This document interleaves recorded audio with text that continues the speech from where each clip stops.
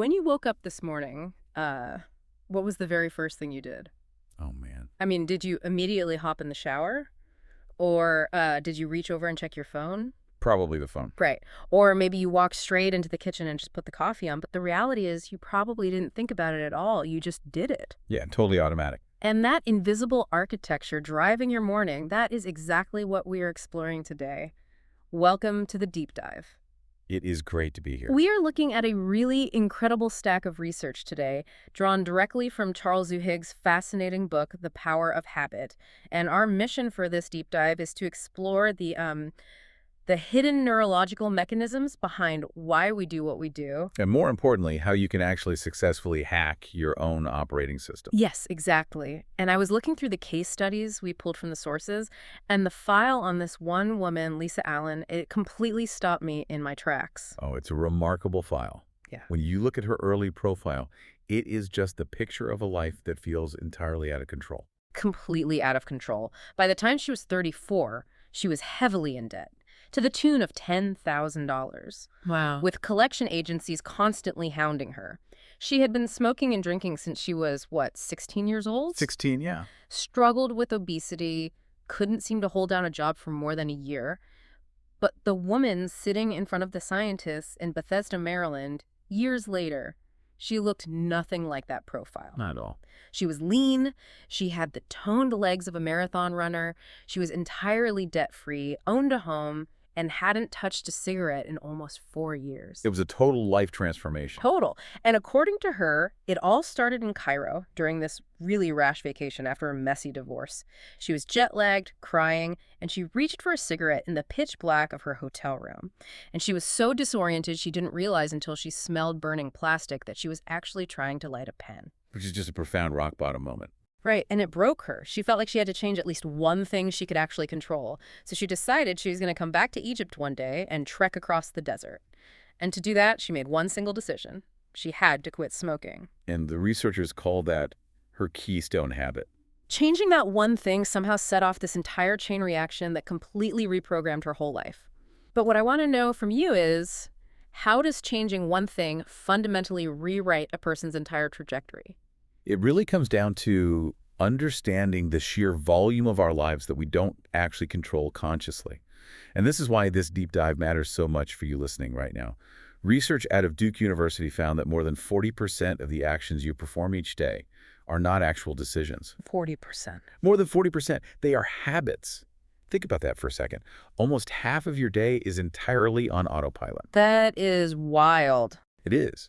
But understanding the architecture of these habits is the ultimate shortcut.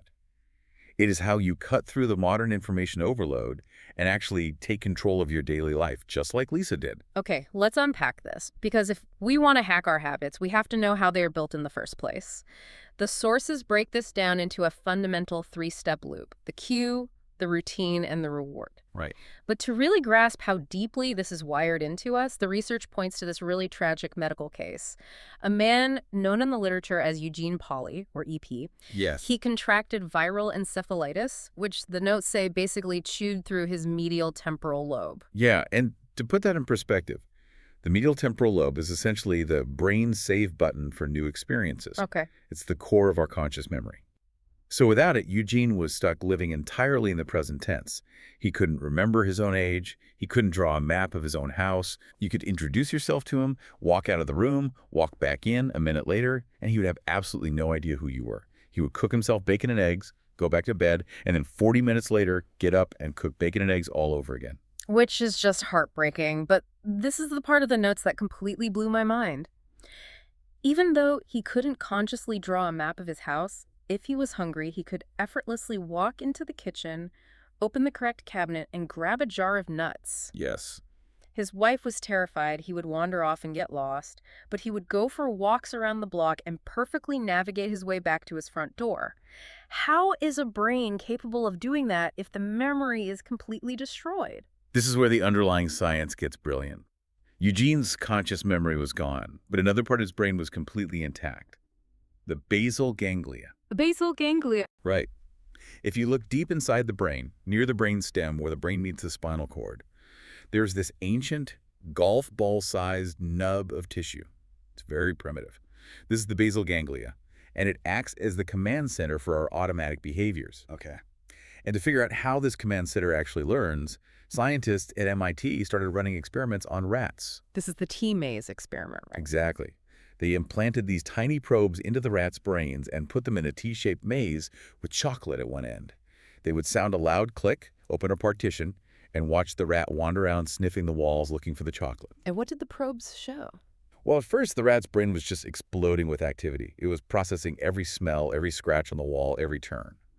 But as the rat ran the maze hundreds of times, the route became an automatic habit, and the probe showed something astonishing. Brain activity at drop. It plummeted. As the maze became a habit, the rat's conscious brain essentially went to sleep. The mental activity only spiked at two very specific moments. At the beginning, when it heard the click. Which was the cue. Right. And at the end, when it found the chocolate, which was the reward. And the sources refer to this middle part as chunking, right? Yes. The brain converts a complex sequence of actions into an automatic routine to save effort.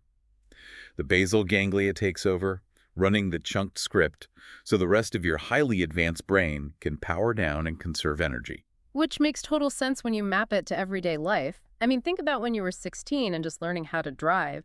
Remember backing a car out of the driveway for the very first time? Oh, it's terrifying. Yeah. It takes absolute total focus. Exactly. You are consciously calculating everything. The rear view mirror, the side mirrors, the exact pressure on the brake pedal, the steering wheel angle, the distance to the garbage cans on the curb. Yes, so much data. Your brain was working on absolute overdrive to process all that incoming data. But think about your morning today. You back out into the street while mentally planning your grocery list, having a sip of coffee, and adjusting the radio volume. All at the same time. Right. You don't consciously calculate the pedals anymore. Your basal ganglia recognizes the cue sitting in the driver's seat with the engine on, and it just runs that chunked script of backing up. What's fascinating here is that simply having a cue, a routine, and a reward is actually not enough to forge a new habit. It's not. No, the sequence exists, sure. You can set up a cue and a reward all you want in your own life, but if you want that habit to stick long-term, the sources highlight a crucial missing ingredient. There must be a neurological craving. Craving? And we know this thanks to an 8-pound monkey named Julio. I read this part. A neuroscientist named Wolfram Schultz was monitoring Julio's brain while he sat in front of a computer monitor. Right. And Julio's job was to pull a lever whenever a colored shape, like a yellow spiral or a red squiggle, appeared on the screen. Whenever Julio pulled the lever at the exact right time, a drop of sweet blackberry juice would run down a tube right onto his lips. And obviously the monkey loved the blackberry juice. Absolutely loved it. So Schultz is watching the brain scans. At first, Julio gets the juice, and his brain activity spikes with a massive hit of pleasure. The reward registers. But over time, as Julio learned the habit loop, the brain scans shifted in a really strange way. How so? Julio's brain started spiking with pleasure the exact moment he saw the colored shapes on the screen. Before the juice even arrived. Exactly. He was anticipating the reward. The pleasure spike moved backward in time. And when Schultz messed with the experiment with holding the juice or watering it down, Julio didn't just get confused, he got visibly angry. Wow! That anticipation had turned into a full-blown neurological craving. If the craving wasn't satisfied, Julio experienced deep frustration. That craving is the actual engine that drives the habit loop. And that craving mechanism is exactly what advertising executive Claude Hopkins tapped into, right? This is back in the early 1900s when rotting teeth were such a national crisis that the military actually considered it a security miss. It was a massive problem. Yeah. So a friend brought Hopkins a new minty toothpaste called Pepsodent. Hopkins looked at dental textbooks and found his cue, tooth film. That natural membrane you feel when you run your tongue over your teeth, it's completely natural, but he pitched it as a problem hiding your beautiful smile. So, cue, tooth film. Reward, beautiful smile. It's a brilliant marketing loop. It really is, and it was a massive success. It took America from 7% of people using toothpaste to 65% in just a decade. But looking at the research, other companies tried that exact same pitch, a beautiful smile, and failed completely. Why did Hopkins succeed if the cue and the reward were exactly the same? Because Hopkins accidentally sold a craving. The secret to Pepsodent wasn't the beautiful smile at all, it was the ingredients. Pepsodent was packed with citric acid and mint oil. Oh, interesting. Yeah, those ingredients are actually mild irritants. They create a cool, tingling sensation on your gums and tongue. People started brushing, and they began to expect that tingle. They started to crave it. So they needed to feel it. Right. If they forgot to brush, their mouths simply didn't feel clean because they were missing that slight physical irritation. Claude Hopkins thought he was selling beauty, but he manufactured a physical craving. If you don't manufacture that craving, the new habit is going to fail. That actually reminds me of one of the most interesting business cases in this deck. Here's where it gets really interesting. The notes on Procter & Gamble's near massive failure with Febreze in the 1990s. Oh, this is a classic. So P&G spent millions developing this spray that could eradicate bad odors on a molecular level. They gave it to a park ranger who trapped skunks for a living. Her love life was ruined because she constantly smelled like skunk. She tried Febreze, it eliminated the odor completely, and she literally cried tears of joy. Which sounds like an absolute slam dunk for a product launch. You would think so. P&G thought they had a billion-dollar product. They ran ads showing people using Febreze to get rid of cigarette smoke and pet odors, and the product completely flopped. Almost nobody bought it. And the reason why is profound for anyone trying to understand their own habits. The researchers visited a woman who owned 9 cats. 9 cats. 9 cats. Her house smelled overwhelmingly of cat urine, so much so that the researchers were literally physically gagging when they walked in. But when they asked her what she did about the cat smell, she said it wasn't really a problem. She never even noticed it. Because she had become totally desensitized to the odor. Exactly. And that was the fatal flaw in the entire marketing strategy. The cue that was supposed to trigger people to use the product of a bad smell was entirely invisible to the people who needed it most. You cannot trigger a habit loop if the cue doesn't exist to the user. So P&G had to pivot. They watched thousands of hours of videotapes of people cleaning their homes looking for a new cue, and they noticed this subtle pattern. After a woman would make a bed or finish vacuuming a rug, she would do a little relaxing stretch or smile. A sense of accomplishment. Yeah. There was this distinct moment of satisfaction at the end of the cleaning routine. So P&G changed the entire formula. They added a distinct perfume to Febreze. Instead of marketing it as an odor destroyer, they marketed it as a mini celebration at the end of the cleaning process. They positioned it as the reward. You spray it on the freshly made bed to make things smell as nice as they look. And it worked. Housewives started expecting and craving that nice smell at the end of their routine. If they didn't smell it, the room didn't feel fully clean. Febreze went from a massive dud to a billion-dollar product because they shifted the cue and successfully manufactured a craving. It's all about that craving. So think about this for your own life. If you want to start running every morning, it's not enough to just pick an obvious cue, like putting your sneakers by the bed, and a reward, like a post-workout smoothie. You have to actively allow yourself to anticipate and crave that endorphin rush or crave that delicious smoothie. That craving is the glue that makes the habit stick. It is the neurological glue. But it's great that P&G figured out how to build a new habit from scratch. Most of the time, though, we aren't just trying to build new habits in a vacuum. Right. So what does this all mean for us? Building a new routine is one thing, but honestly, I'm usually looking at my own life trying to kill a bad habit. Does this same loop apply if I'm trying to stop doing something? This is perhaps the hardest truth in the source material. It comes down to the golden rule of habit change. And the rule is this: you actually cannot extinguish a bad habit. Once it's hardwired into your basal ganglia, the script is there forever. Wait, never? That sounds incredibly depressing. Are you saying I'm just stuck with every bad habit I've ever formed? You're stuck with the underlying architecture, yes. But what you can do is change it. The golden rule dictates that you keep the old cue, you deliver the old reward, but you insert a new routine in the middle. Keep the cue, keep the reward, change the routine. Exactly. And the sources point to head coach Tony Dungy to illustrate this on a massive scale. When he took over the Tampa Bay Buccaneers in 1996, they were notoriously terrible. America's orange doormat. Right. But Dungy didn't come in and give his players a thicker, more complicated playbook. He knew that in the heat of a football game, under massive cognitive load, players fall back on their deeply ingrained habits. If they pause to think, they hesitate. And if they hesitate, they lose. Because the conscious brain is just too slow compared to the basal ganglia. Precisely. So Dungy kept their cues. For a defensive lineman, the cue was just looking at the opposing lineman's outside foot position or shoulder rotation. He kept the reward, which was the craving for victory and the adrenaline rush of making a tackle. So what did he change? He relentlessly drilled them to change their routine. He wanted them to react automatically to those tiny visual cues without overthinking a complex strategy. He was shifting the middle step of the habit loop to save them milliseconds of processing time. And that culminated in that massive upset against the San Diego Chargers in November '96. In the final minutes of the game, Dungy's players weren't consciously thinking. They were executing their routines purely on habit. A split-second reaction to a quarterback's hesitation allowed safety John Lynch to intercept a pass and win the game. Rewritten habits turned a historically awful team into Super Bowl contenders. And we see the exact same architecture applied in treatments for severe addiction. Take Alcoholics Anonymous, for example. Right, AA. Bill Wilson founded AA in the 1930s, and while it's often been criticized for lacking scientific rigor, modern researchers have realized that AA is actually a giant, highly effective machine for changing habit loops. It works entirely on the golden rule. By forcing people to map out their invisible cues. Yes, it asks them to identify their cues like stress, anger, or anxiety. Then, it asks them to identify their true desired rewards.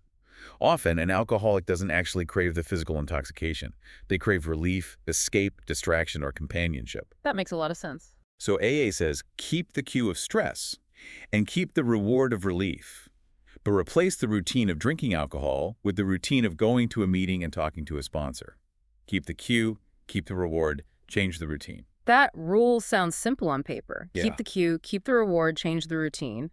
But mapping out your own invisible cues in the middle of a stressful day is incredibly difficult. It's like the woman with the 9 cats. We are just blind to our own triggers. Completely blind. That's probably why the AA framework requires a sponsor. You often need an outside observer to point out the cues you can't see yourself. It takes an immense amount of self-awareness. There is a really practical, everyday example of this in the sources with a graduate student named Mandy. She was a chronic nail biter, biting her nails until they bled. She went to a therapist who didn't just tell her to stop. He told her to carry an index card and make a check mark every single time she felt tension in her fingers. Identifying the cue. Yes, that tension was her invisible cue.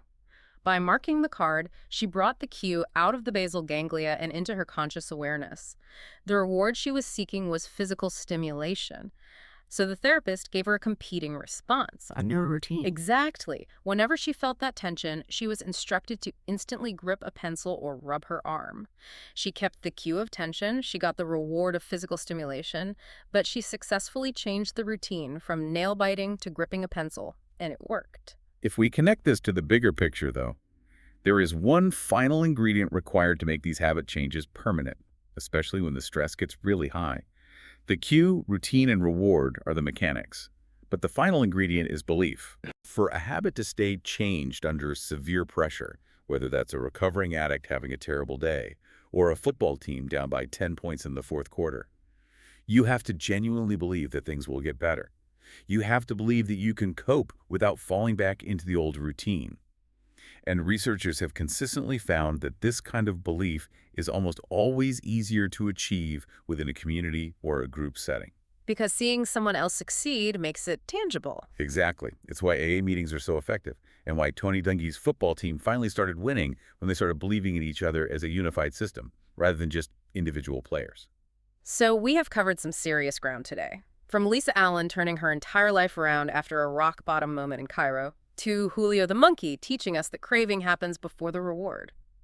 We've seen how Claude Hopkins got the world brushing their teeth by manufacturing a physical tingle, and how P&G saved Febreze by identifying an invisible cue and turning it into a mini celebration. It's a completely different way to view human behavior. It really is. And we've learned the golden rule of habit change from Tony Dungy's football field and the basements of AA. Keep the cue, deliver the old reward, but insert a new routine. You now have the playbook to observe your own loops, identify your hidden cravings, and literally hack your own routines. This raises an important question, though. It's something to think about as you go about the rest of your day, making your coffee, driving to work, or reacting to a stressful email. We know that conserving mental effort is the brain's ultimate goal. We know that more than 40% of your daily actions are just automatic routines chunked and stored by your ancient basal ganglia. Yeah. If so much of your life is running entirely on autopilot, it makes you wonder, How much of what you proudly consider your unique personality or your character is actually just a collection of deeply ingrained habit loops that you simply never bothered to rewrite? Wow, that is a heavy thought to chew on. Your habits might be dictating far more of your core identity than you ever realized. Thank you so much for joining us on this deep dive. We hope you walk away with a totally new perspective on the invisible forces driving why you do what you do. Keep observing those cues and take control of your loops.